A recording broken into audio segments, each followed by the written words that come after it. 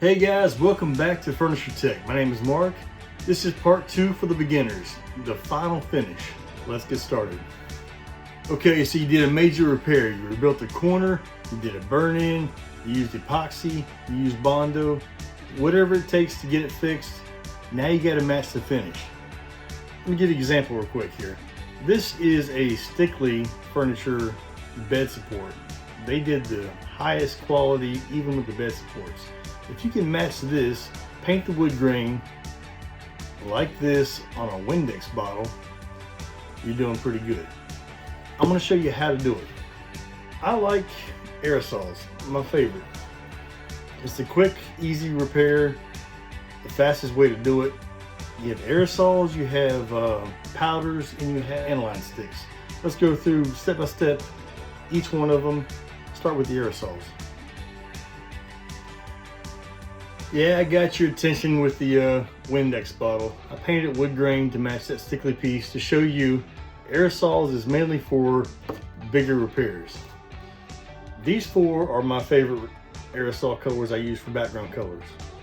Background meaning this is the base color for the wood grain that I'm going to paint. This one, red brown background, brown chestnut, light golden tan, and khaki. This is the red side, this is the green side. Wood is either red or it's green. Think about it. Mahogany is the red side, and maybe say pine or ash is the green side. So, if you recall back to my other video, I did a crushed corner for a nightstand. I used brown chestnut as the base color and misted the light golden tan to make this color. And then I use black glaze, which I'll show you again later on how to do that, to do the final finish, to paint the wood grain on the faux finish. Get a little closer with that and you'll see it. It was a perfect match. I'm very proud of that repair. So this is aerosols I use. Not everybody does it the same. Everyone's different. As long as you get there, that's all that matters. So those are my 4 favorite colors for background color.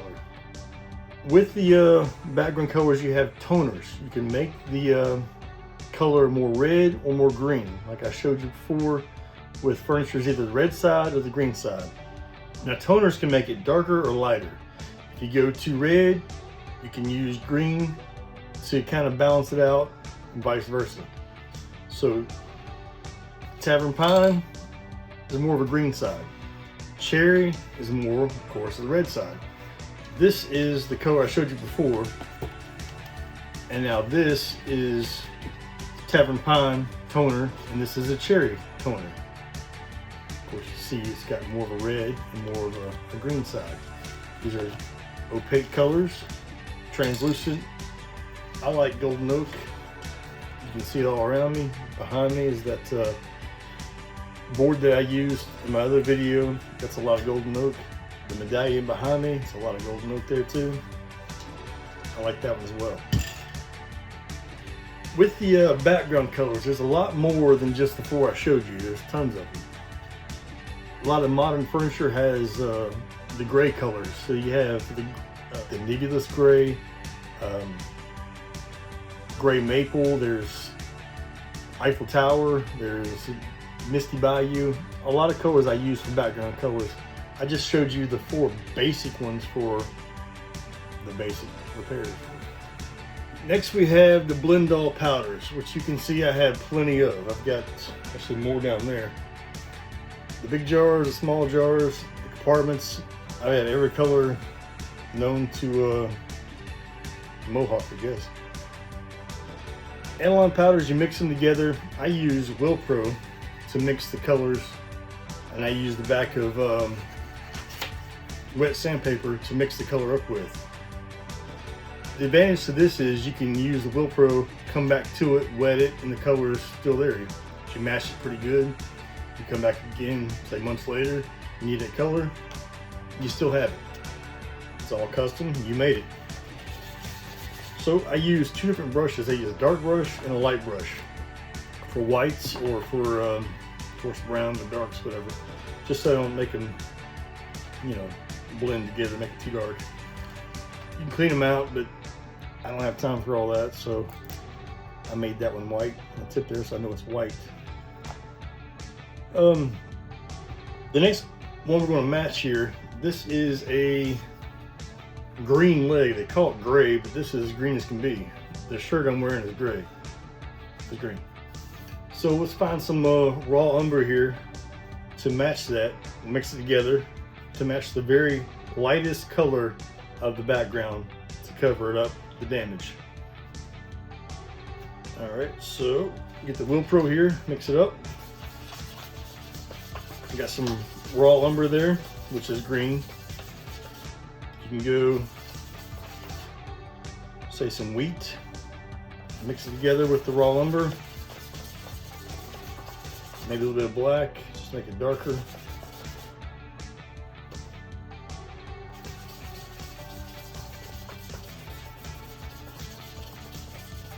And when you put the wet brush in there, in each powder, it just grabs it. It doesn't contaminate each one of them. It just, the color goes on the brush, it's okay. It's not a big deal. You're not gonna mix the colors together.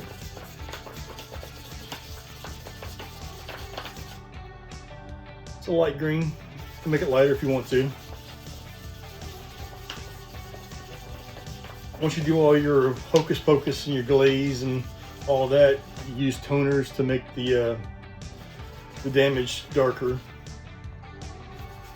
But usually you want to make the color exactly the same as the background color. That's the way I've always strived to be, you know, to get it perfect. No repair is perfect, but if you can't see it, you did a good job.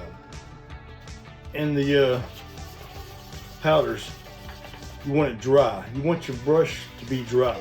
Once you go to the damage, you can small strokes to cover the damage, to cover the burn-in, and then lightly feather it out.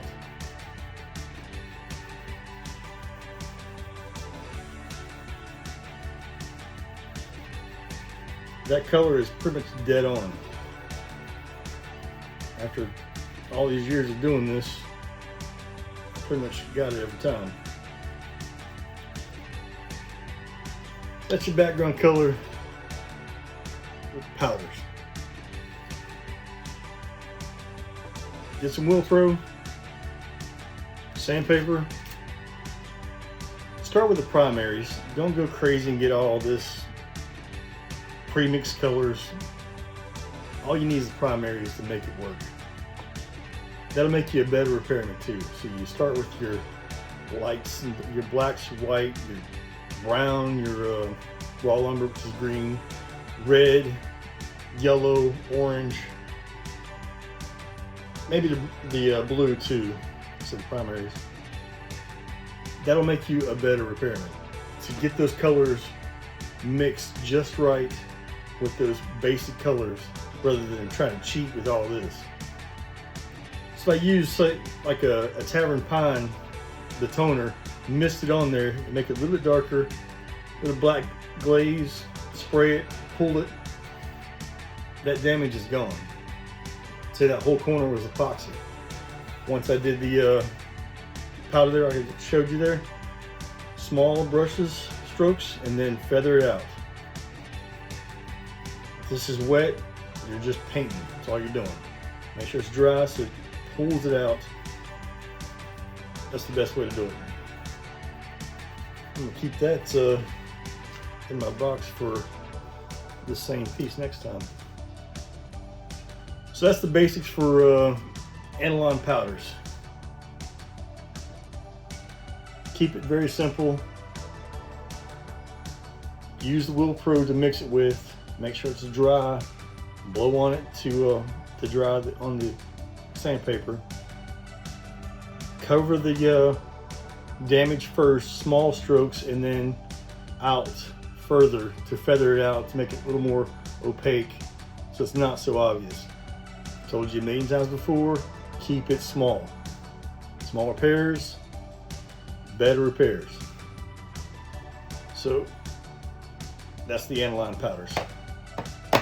Next up is the sticks. I'm not really a fan of, but I've used them before. They're kind of, they had their place, I suppose, but this is how I was taught in the very beginning, is to do a burn in with that knife back there and cover it up this way, and do all the hocus pocus with the glaze after the color is perfect. The background color is perfect.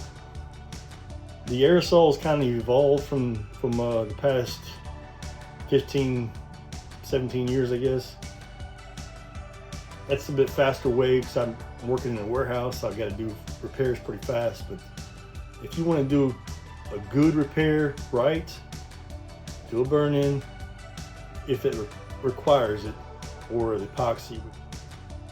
Go with this Wilpro small brushes. Keep it small.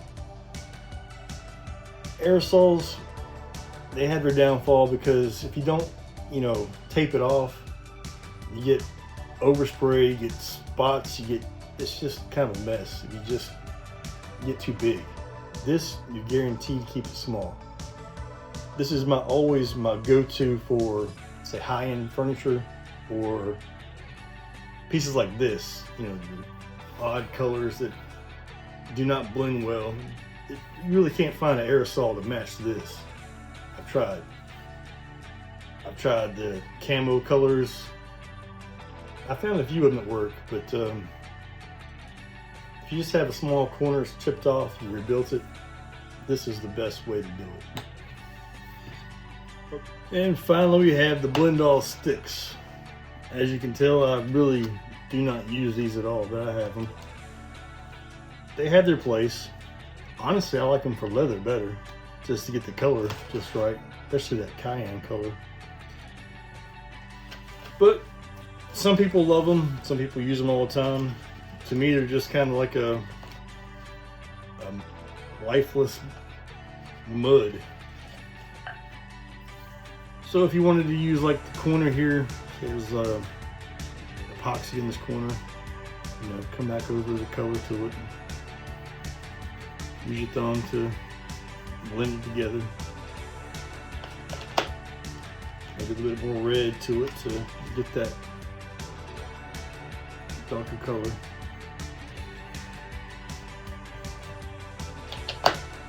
Honestly, I'd rather just take a brown chestnut and just spray that. It'd be a lot faster than trying to mix these together.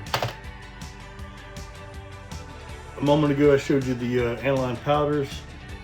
That has its place for the colors you really can't get in a can real quick, like I showed you on this one. If you like them, great.